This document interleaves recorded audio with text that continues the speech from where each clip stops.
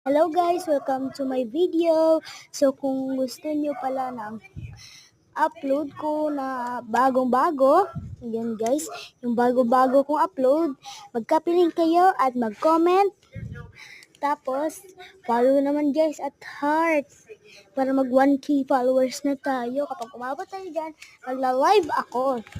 So guys, magpalit tayo ng ating profile sa TikTok. Ayan.